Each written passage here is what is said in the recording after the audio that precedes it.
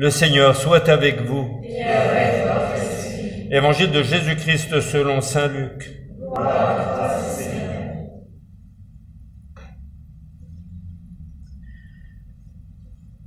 En ce jour-là, Jésus était en prière à l'écart. Comme ses disciples étaient là, il les interrogea. Au dire des foules, qui suis-je? Ils répondirent, Jean le Baptiste, mais pour d'autres, Élie, et pour d'autres, un prophète d'autrefois qui serait ressuscité. Jésus leur demanda, et vous, que dites-vous? Pour vous, qui suis-je?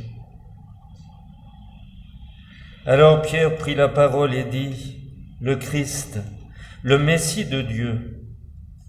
Mais Jésus, avec autorité, leur défendit vivement de le dire à personne et déclara, il faut que le Fils de l'homme souffre beaucoup, qu'il soit rejeté par les anciens, les grands prêtres et les scribes, qu'il soit tué et que, le troisième jour, il ressuscite.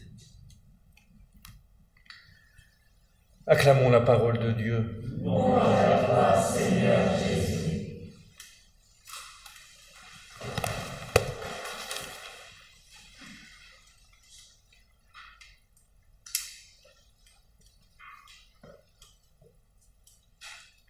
Poursuivant cette neuvaine de prière avec Thérèse, de prière pour obtenir la grâce de vocation de prêtre pour notre temps, pour l'Église, nous le faisons en nous appuyant sur l'itinéraire que les peintures de cette chapelle nous tracent. Et après avoir évoqué à partir de celle-ci l'initiale, la naissance de Thérèse, d'avoir évoqué ensuite hier son baptême en la basilique Notre-Dame, nous poursuivons notre course avec Thérèse, ici représentée, extraite donc de cette scène et admirablement reprise d'ailleurs sur l'affiche consacrée à cette neuvaine de prière. C'est Thérèse à 2 ans et 2 mois, au mois de mars 1875, nous dit sa maman, c'était un dimanche. Et nous n'avions pas pensé bien d'emmener Thérèse à 2 ans et 2 mois à l'office de l'après-midi. Elle en a été très chagrinée. Alors elle a profité d'une inattention de ses parents pour ouvrir la porte et prendre en courant le chemin de la basilique qui n'était que église à l'époque Notre-Dame, sous une pluie battante. Quand les parents ont découvert que la petite était partie, qu'elle était en train de descendre la rue Saint-Blaise, alors ils se sont précipités et puis ils l'ont ramenée dans la maison. Mais Thérèse était tellement peinée de ne pas pouvoir aller à la mette, comme elle disait, elle ne pouvait pas dire la messe, à la mette, elle n'avait pas pu aller à la mette. Alors elle s'est mise à pleurer, et elle était inconsolable. Cette petite scène retracée ici nous dit peut-être 2 choses. La première, c'est ce que nous soulignions hier à travers le baptême et ce germe, cette graine que le Seigneur met dans le cœur de l'homme, dans le cœur de l'âme de chacun, qui n'attend que de croître, et l'importance que Thérèse accordait à travers la rencontre de 2 petites filles abritées, accueillies au buissonnet à Lisieux, l'importance d'être attentif à cet éveil spirituel des enfants. C'est vrai que dès 2 ans, vous devez le constater, et là on le constate avec Thérèse, et peut-être même avant, l'enfant vit déjà cette relation, il est capable de Dieu. Nous sommes fondamentalement des êtres capables de Dieu, à la mesure même, bien sûr, de l'âge qui peut être le nôtre. Mais il y a quelque chose d'irremplaçable de ce qui peut se vivre très tôt, et de vouloir soit attendre plus tard pour parler du Seigneur à des enfants, soit même négliger cette dimension. Il y a quelque chose vraiment de grave. Saint-Exupéry, regardant une famille pauvre, dans un train qu'il avait emprunté, se rendant compte du contexte du climat dans lequel cet enfant qui était en face de lui, qu'il émerveillait, allait plonger par la misère peut-être de cette famille. Il disait, mais c'est Mozart qu'on assassine, c'est Mozart. S'il y a en chacun de nous un petit Mozart qui risque d'être assassiné, à plus forte raison, il y a une Thérèse que l'on peut aussi assassiner si on n'entretient pas cet éveil spirituel. comme ça a été la grâce pour Thérèse et pour bien d'autres, d'avoir le climat qui permet l'éclosion qui constate déjà ce que le Seigneur fait dans le cœur de l'enfant, ou l'éclosion qui constitue à lui donner la matière à cette croissance. Quelquefois, de lui-même, le Seigneur donne la grâce, et on s'émerveille. D'autres fois, il attend que nous soyons ceux qui vont contribuer à ce que cette grâce soit accueillie. Toujours est-il que cette scène nous ouvre aussi à une autre, alors moins connue, que je voudrais vous citer, sympathique, qui va nous conduire vers le thème de cette deuxième étape, qui est la messe, qui est l'Eucharistie, la place de l'Eucharistie dans la vie chrétienne, et donc la place des prêtres célébrant l'Eucharistie dans cette vie. Mais là, l'événement est assez sympathique. C'était un dimanche, de nouveau. Comme j'étais trop petite, dit Thérèse dans ses manuscrits, dans son histoire d'une âme, comme j'étais trop petite pour aller aux offices, maman restait à me garder. Donc vous voyez, la présence des enfants à la messe n'a jamais été une évidence. Déjà au 19e, on devait dire elle va peut-être trop longtemps pleurer ou s'enquiquiner. Donc maman avait dû aller à la messe à 9h30, et puis toute la famille partait à 11h à Notre-Dame. Et donc Zélie gardait son enfant ici. J'étais bien sage et ne marchais que sur le bout du pied pendant la messe. Elle ne voulait pas faire de bruit parce que les autres étaient à la messe, là-bas. Mais aussitôt que je voyais la porte s'ouvrir, c'était une explosion de joie sans pareille. Je me précipitais au-devant de ma jolie petite sœur, c'est Céline, sa sœur aînée de 4 ans, qui était alors parée comme une chapelle. On l'avait habillée en dimanche, comme on savait le faire pour aller à la messe. Et je lui disais, « Oh ma petite Céline, donne-moi bien vite du pain béni. » Parfois, elle n'en avait pas, étant arrivée trop tard. Comment faire alors? Il était impossible que je m'en passe. C'était ma messe. Le moyen fut bien vite trouvé. « Tu n'as pas de pain béni? Eh bien, faisons. » Aussitôt fait, Céline prend une chaise, ouvre le placard, attrape le pain, en coupe une bouchée et très sérieusement récite un Ave Maria dessus, et elle me le présente, et moi, après avoir fait le signe de la croix, je le mange avec une grande dévotion, lui trouvant tout à fait le goût de pain béni.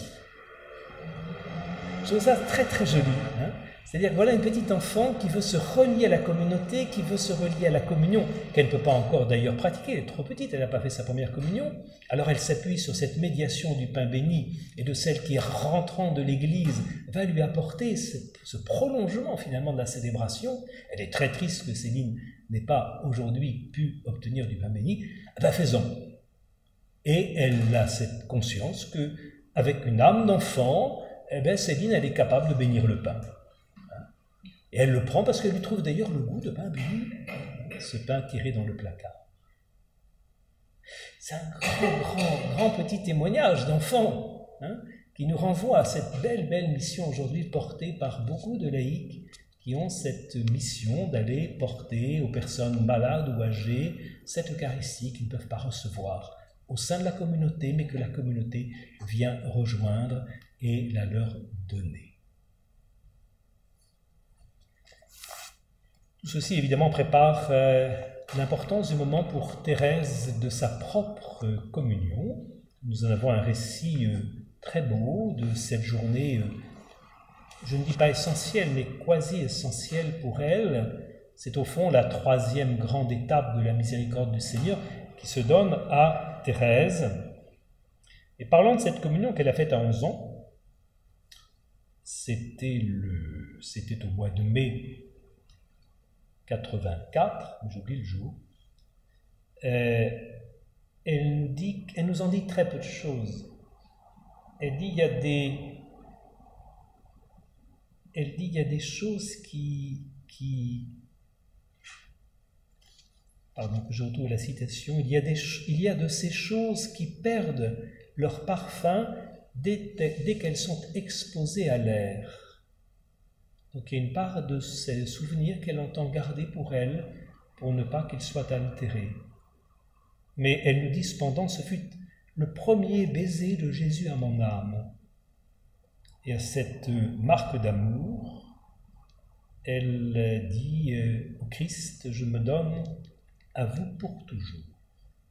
Il y a eu quelque chose d'une alliance scellée dans le sacrement de l'alliance reçu par cette jeune fille de 11 ans. C'était le 8 mai 84. Merci ma sœur, vous me l'avez tellement inspiré que j'ai senti que ça venait. Le 8 mai 84, de 1800.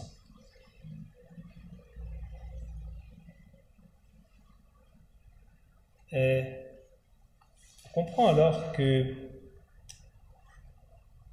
Thérèse ait trouvé beaucoup de bonheur à ce rôle que vous exercez les unes après les autres et que Monique aussi, lorsqu'elle est ici, exerce, d'être sacristine. Elle se rend toute proche de ce mystère et que Bruno exerce aussi à Montsort, de préparer la messe. Elle a même fait un poème, Les Sacristines du Carmel. Et ce poème, c'est le 40e de ses poésies. Ici-bas, notre doux office, c'est de préparer pour l'autel le pain, le vin du sacrifice, qui donne à la terre le ciel. Le ciel, ô mystère suprême, se cache sous un humble pain, car le ciel, c'est Jésus lui-même, venant à nous chaque matin. Et un peu plus loin, son amour nous a choisis pour être notre époux, notre ami. Nous sommes aussi des hosties que Jésus veut changer en lui. Mission sublime du prêtre qui devient la nôtre ici-bas, transformé par le divin Maître, c'est lui qui dirige nos pas.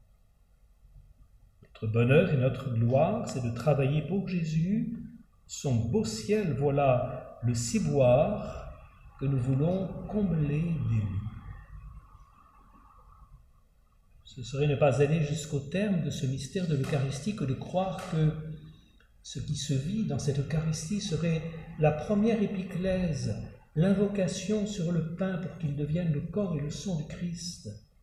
Mais ce serait ne pas aller au bout du mystère que d'oublier qu'il y a une deuxième invocation, une deuxième épiclèse sur nous tous, pour que nous devenions à notre tour des hosties, des offrandes agréables pour le Seigneur, dit la troisième prière eucharistique.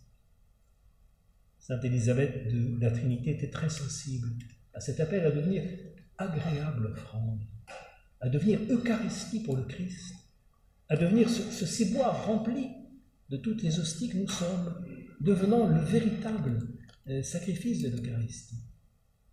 Plus que le pain, c'est le corps même de Jésus qu'il a envie de remplir de son Esprit Saint. Et la messe ne serait pas célébrée s'il n'y avait pas cette transformation, ce modèle, cette manière de se laisser modeler par l'Esprit Saint, qui fait de nous une agréable offrande à la louange de sa gloire.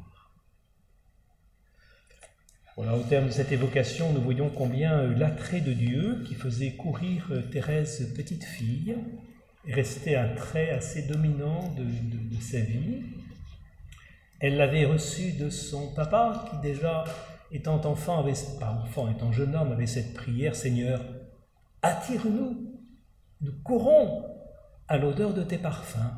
Cette parole du cantique que Louis avait comme prière étant adolescent, Thérèse la commente à la fin de sa vie dans ses manuscrits, reprenant ce désir: Seigneur, attire-moi, nous courons à l'odeur de tes parfums. Amen.